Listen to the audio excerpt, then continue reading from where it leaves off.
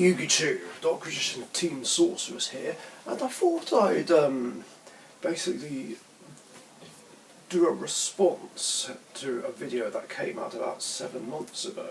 So TGS Anime, go subscribe to him, put out a video called Top 10 Secret Yu-Gi-Oh! Rules You Must Know. Yeah, I'm just going to give my responses and my thoughts and opinions on them. The first one being, don't overextend if you have game, aka don't BM. Yeah, this one I do agree with, although I must confess I may have done this a couple of times in the past, but in my defence I only did it to either get out a cool epic boss monster or multiple certain boss monsters, like most notably I'd try and bring out the main monsters of my legendary hero deck and have them out, which I did against George like some time ago, but yeah, I didn't even know that BMing was a thing back then. We're talking 2018 here, but yeah, I do agree with this one. Like, because if you have game, just go for it. I mean, this is just like a similar thing with homie drops and holding back, which I hate. Again, if you have game, just finish the opponent. You know, don't drag it out. Because yeah, a point was made that you could get punished by Nibiru. So yeah, it's one of those cases where doing it can just completely backfire, and you've just lost yourself a duel that you shouldn't have lost, potentially. Plus, the other thing is, it's a form of time wasting. You know, you're just wasting time and just making the duel longer than it needs to be, and you know, it could cause a tournament game to go to end of match procedure. You know, I wonder if people do this in a way to try and win through it. Yeah, wouldn't surprise me, to be honest. But yeah, even though I might have done it in the past, I don't do it anymore.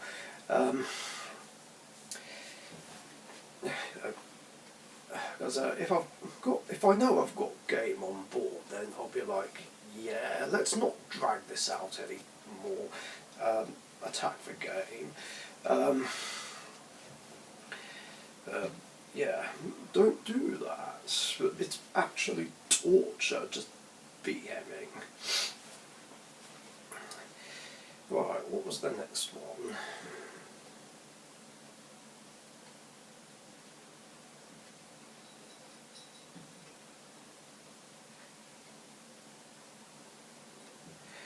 Oh yeah, that was it.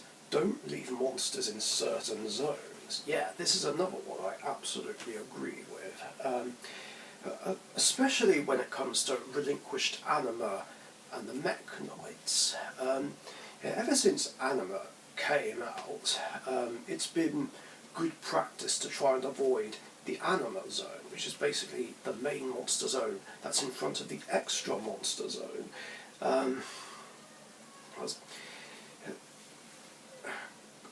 Because yeah, that monster's just being asked to be taken over by Anima. I mean, I guess it's not an issue if it can't be targeted or affected by monster effects, but still, you know, you don't want to put it there only to be eaten up by a relinquished Anima. Although there have been a couple of times where I've made this mistake. But it was a while ago, and I've not done it since then. I mean, even Emma is now well trained to not put anything in the anima zone, and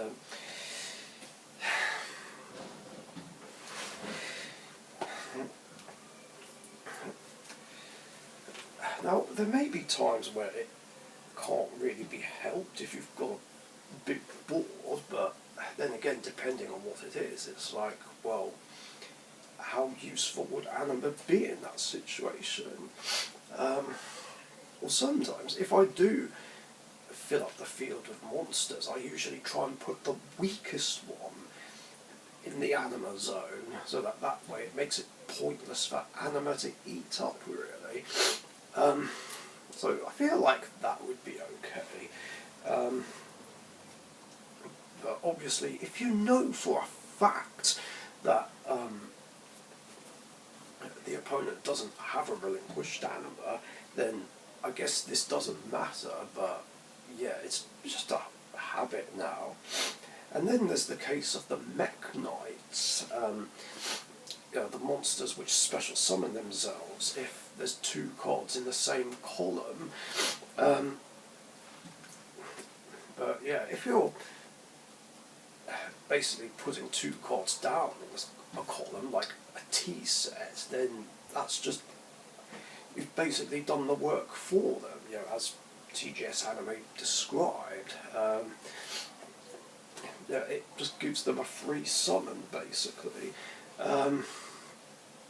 So, yeah, it's just now a habit and good practice to put cards in different columns. Now, to be fair, Mech Knight matchups don't happen very often nowadays. And if you know for a fact that the opponent doesn't play them, then again, this doesn't matter. But again, if you're a little unsure, it's good practice and a habit to, again, put them in different columns. But yeah, this can't completely be avoided though, because like if you've got one back row and that's the only card in that column, they could also put a back row in that same column and special summon it. So that sort of scenario is unavoidable, but it's still worth a try. Of course, I feel like it would be even worse if multiple cards were in the extra monster zone column. So yeah, it's become a habit now to not put cards there specifically. Depending on whether the matchup comes up or not. Now there are other cards that depend on zones, like Orcus Longiasu, that Link 2 monster which switches control of monsters where the arrows are pointing. I think it's like they're pointing like that way, basically. You must know what I'm on about. And then of course there's Chimeratech Mega Fleet Dragon. Yeah, that could come up. I just wonder though if anyone's ever been able to contact Fuse Cyber Dragon with two monsters in both extra monster zones. I mean, I've never pulled it off. I've never seen it pulled off, so that would have been interesting to see.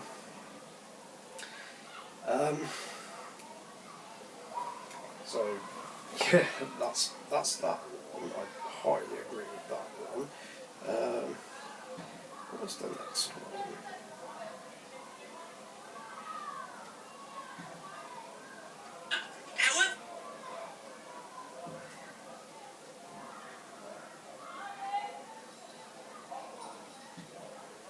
Say if someone has a monster they can summon from their hand, if you would attack with your biggest monster, you can still attack over.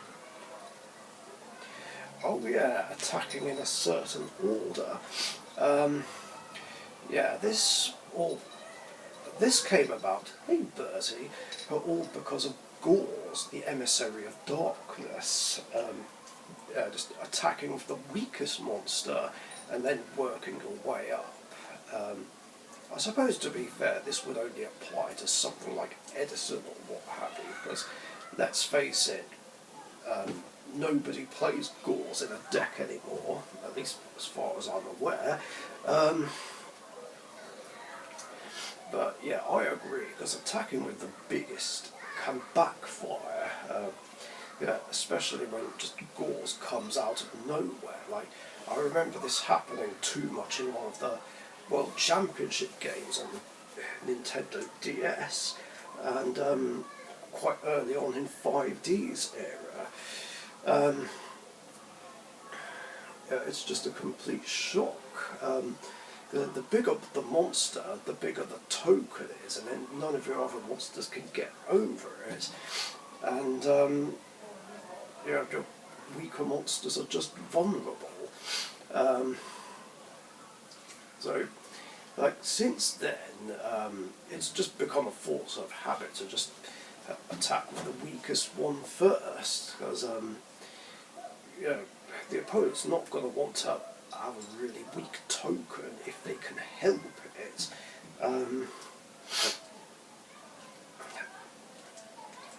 But of course, doing this isn't completely unavoidable if you don't have game, because if you're attacking with these monsters and you can't game them, then they'll use Gauls on the strongest monster and still have a big token. Whereas if you do have game with this board, they can still drop the token, and the token can tank an attack.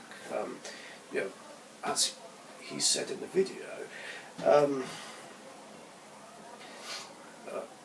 Yeah, it's just become force of habit, even though Gauls isn't played in modern Yu-Gi-Oh anymore. But obviously, in past formats, whether it's like any 5Ds, Zexal, even Arc 5, then yeah, this is a golden rule you should follow.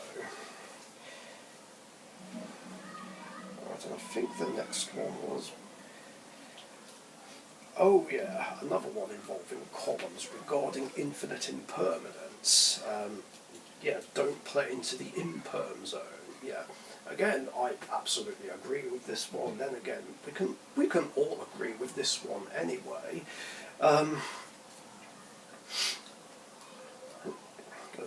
Yeah, I'm pretty sure we've all done this at some point, I'm sure. Like, activate a spell or trap in the same column as imperm, only for it to get negated. And I must admit, I made this mistake a couple of times. I mean, sometimes it wouldn't have made a difference. Other times, it did cost me. But now, of course, I'm more careful and just try and play around it.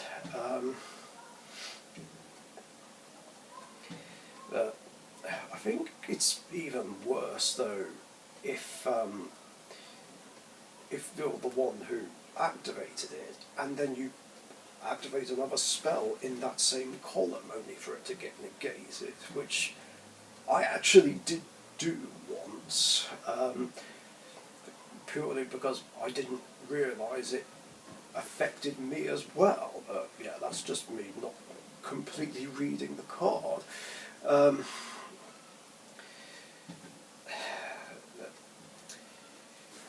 Yeah, I have a habit of either not noticing certain parts of a card text and just completely misreading it, which I've done a few times, which is annoying because the stereotype of where Yu-Gi-Oh players can't read or don't read is something I don't want to fall into personally. So I try to avoid that, but somehow it does keep happening on occasion. But anyway, I mean, luckily on Master Duel it's easy to avoid this mistake because there's a highlight, but in in other duel simulators, there's just no way to highlight it. But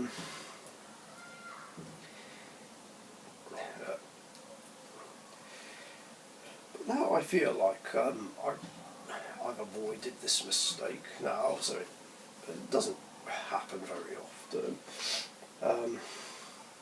So yeah, that's that.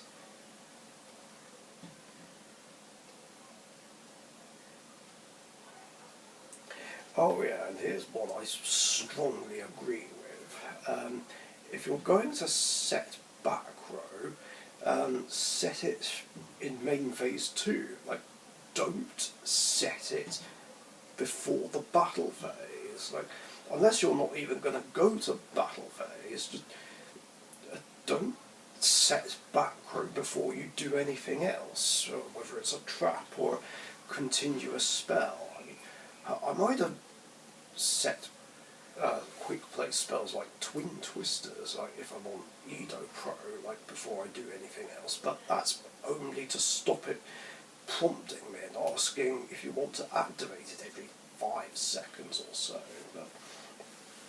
But that's only in situations where I know it won't mess me up, but otherwise, yeah, don't set back row before attacking, because, well, like he said, anything can happen in the battle phase. I mean, you could walk into a Raikou, Malevolent Catastrophe, even Icarus attack. I mean, I think that would be even worse, because if you've only got like one card out, which would be a monster, then it makes it hard for the opponent to activate Icarus attack, like if they were playing Black Wings, Raid Rattlers, or Harpies, for instance. But if you're putting back row down, that it just makes it easier for them to use, and then you just lost that back row for no reason.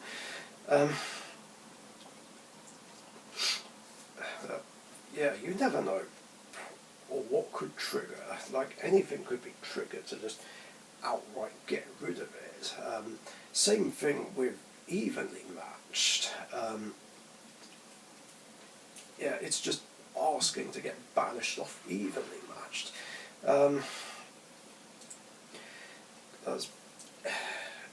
Yeah, the more cards you have out, the more cards that will just get banished face down. So you really don't want that to happen. The other reason why you shouldn't put down back row before attacking is in case you forget that you set it. I mean, I've had opponents set like a trap or a quick play spell face down, and then they go and do a whole bunch of things, and then they flip that card up in the same turn. And you know, sometimes this doesn't get noticed until it's too late, and then it completely messes up the game state. Or then I have to stop them and say, you can't do that, you just set it. So, yeah, again, definitely don't set back row before attacking. The only time I think where this would be acceptable is if you're trying to play around a morphing jar, because obviously you don't want to lose these cards from your hand. Not that morphing jars seeing play nowadays, but you know, still, I think as long as there's nothing else that's going to get rid of your back row in the battle phase, then I think it's okay doing this just to play around a morphing jar. Otherwise, don't do it.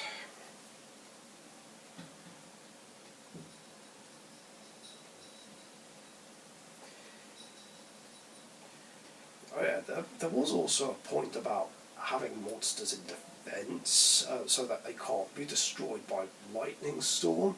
But But there's not a lot of decks that do a lot of setting of monsters, or at least it doesn't come up very much. Plus, not everyone plays Lightning Storm.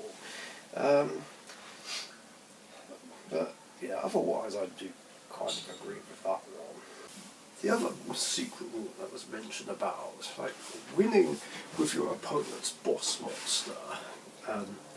Now, I don't know if I'd really class this as a rule, or at the very least this is one that I don't agree with. It just feels cheeky and insulting, just stealing an opponent's boss monster and finishing it with their own monster. I mean, I for one particularly don't like it when people do it with my Dark Magician, or at least try to, because like, this is something I personally will not tolerate. I mean, like I said, because I don't like it when my opponent plays cards that stop me playing my own Dark Magician, whether it's banishing him or stealing control of him from me.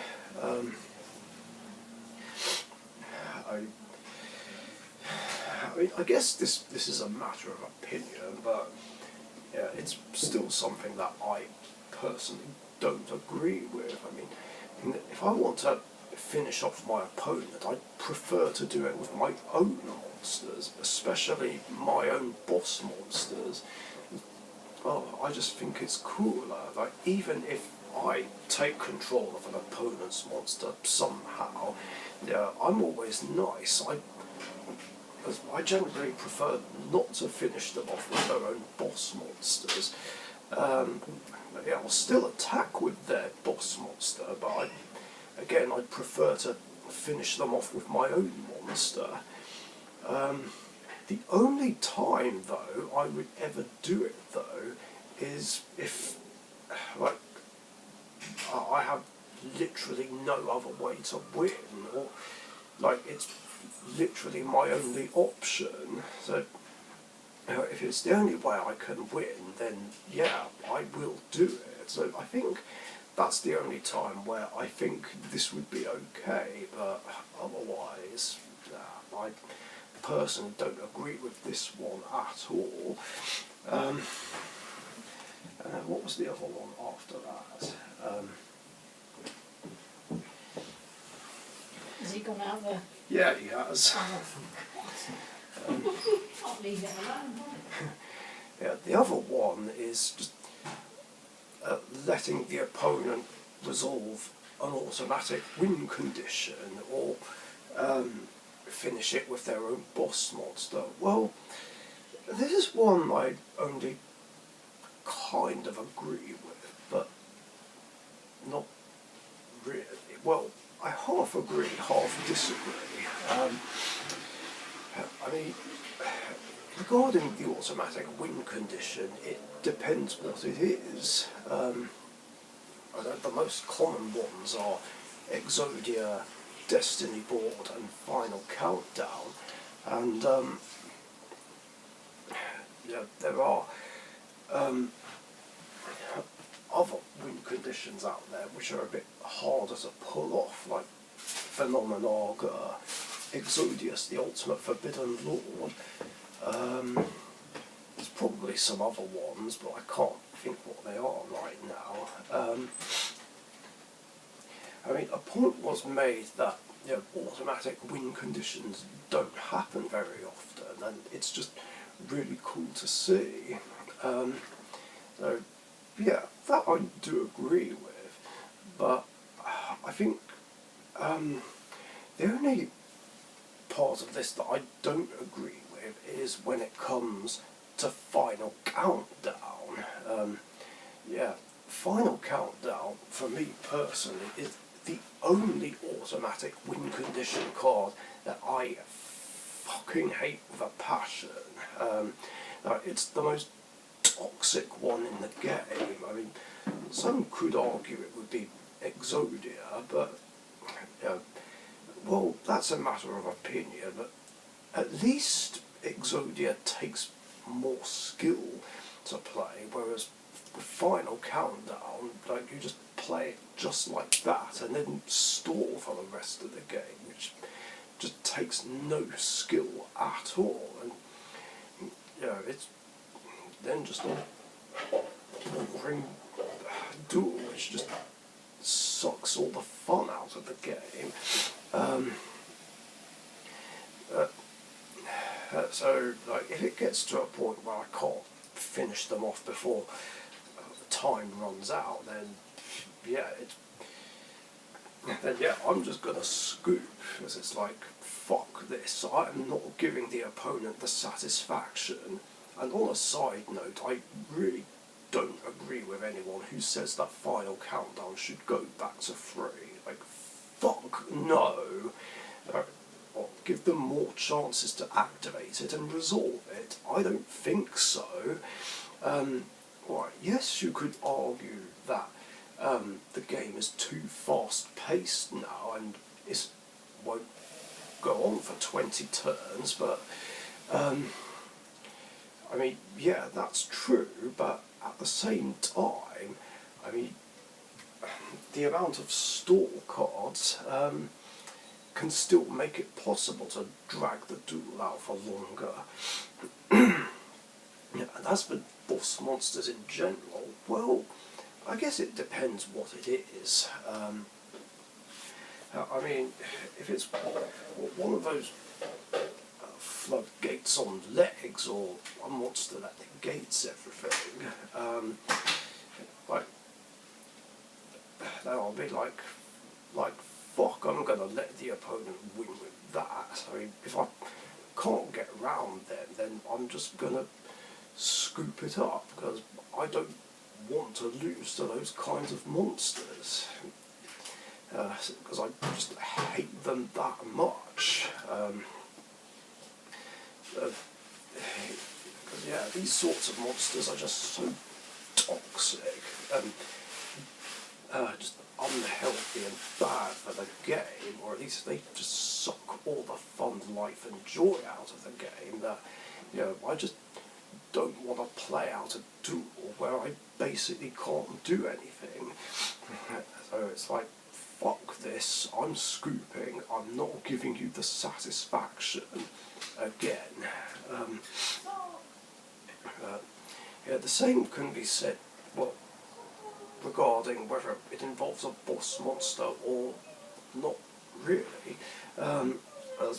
If I'm getting overwhelmed and and then I try to do something to either turn the duel around or defend myself until I can find a way to turn things around, and then it gets countered, that's just really annoying.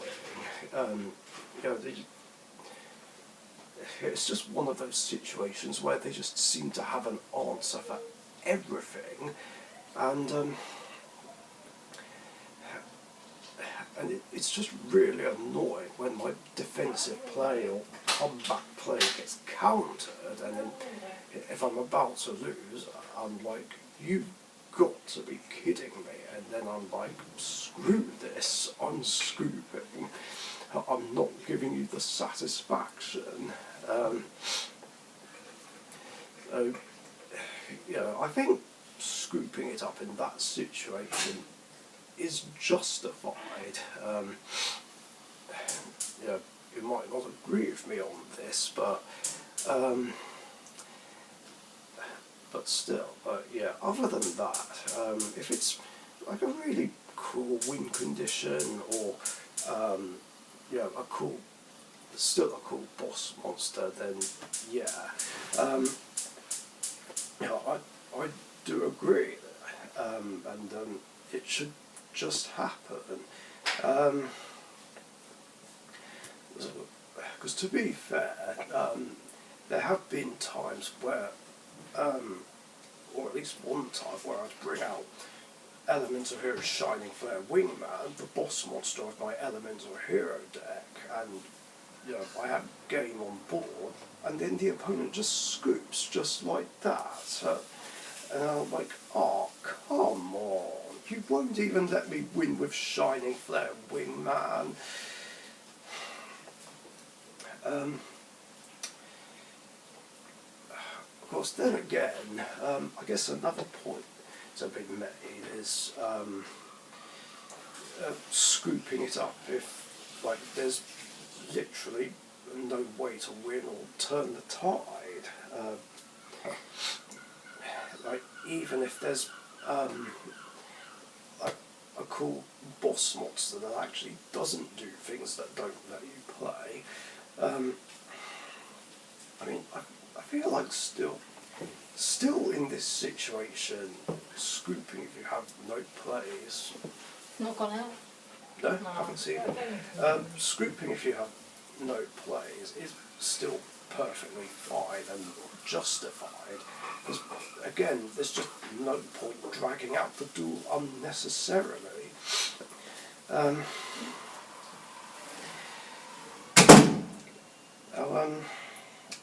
think there were one or two other ones. Oh yeah, there was one other one he did bring up, which was be squeaky clean. Yeah, we can definitely all agree with this one. Just when it comes to real life games, definitely be squeaky clean. You know, just have a shower or bath before you come out to this event, and just have a deodorant or hand sanitizer on you at the event. In fact, I've made it a habit ever since 2009 to just take hand sanitizer with me everywhere, which was a tip that I think Dubcake Dad put in one of his videos back then, because apparently it's a good way to keep the card sleeves clean as well and not have spots of dirt on them, and that hasn't been an issue for me ever since then. So yeah, even before COVID, I made it a habit and a good practice to just have hand sanitizer with me everywhere, not just for Yu-Gi-Oh gatherings and events and things like that.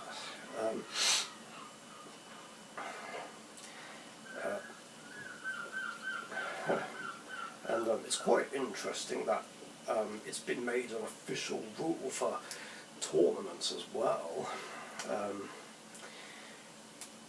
I mean, it should just be common sense anyway, but then I guess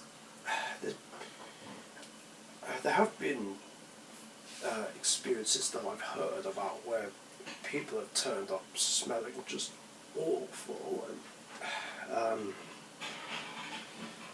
and yeah.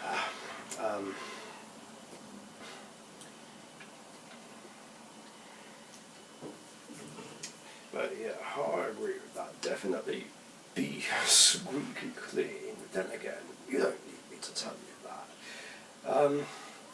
So yeah, that's my thoughts and response to this. There is one other unspoken rule that I do have, and that is no homie drops. I hate those things. Basically, homie drops being just holding back, even though you've got game. Now, I did do a specific rant video about this a few months ago on my own personal channel. Well, I ranted about it, although it did happen a couple of times after that. You know, I just find it really annoying when opponents hold back and just give me a turn. I mean, I personally think it's just insulting, because it's like they're basically implying that I can't win without a handicap, even though I actually can. And you know, I just feel like I'm being treated like a charity case. Yeah, I just just think it's disrespectful. The other thing is, this is also a form of time wasting. You're literally just wasting time and dragging it out unnecessarily. Just why do it? And then, just like the first point, what was it, BMing, this could end up backfiring entirely.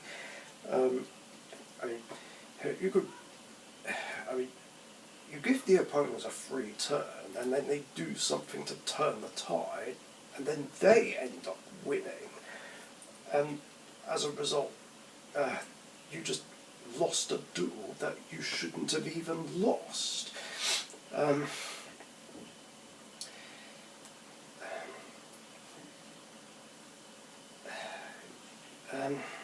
So yeah, it's just annoying that of just holding back and just not playing properly.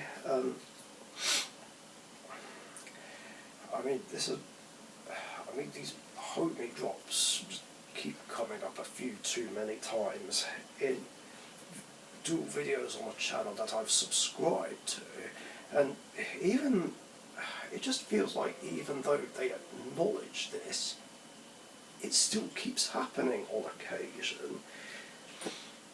And it's just annoying to see.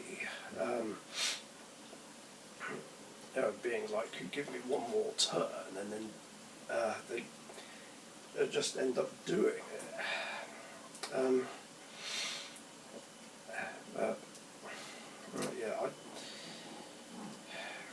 Holding back is just,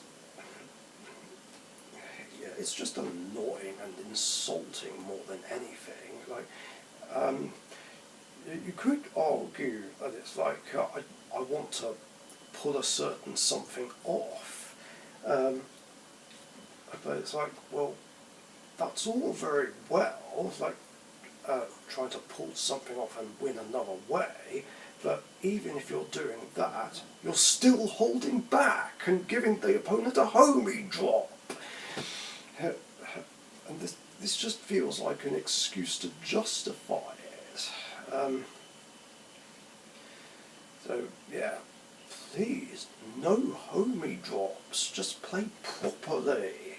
If you have game, just end it. Don't needlessly drag it out. In fact, the next time someone gives me a homie drop, even though they have game, I'm just going to scoop. Because I'm not going to sit around and have it drag out longer than necessary. I just want to get on to the next game or go off and do something else that needs doing. So yeah, that's going to do it for this video, but yeah, tell me what you guys think of all these secret unspoken rules and what have you. And yeah, thanks for watching.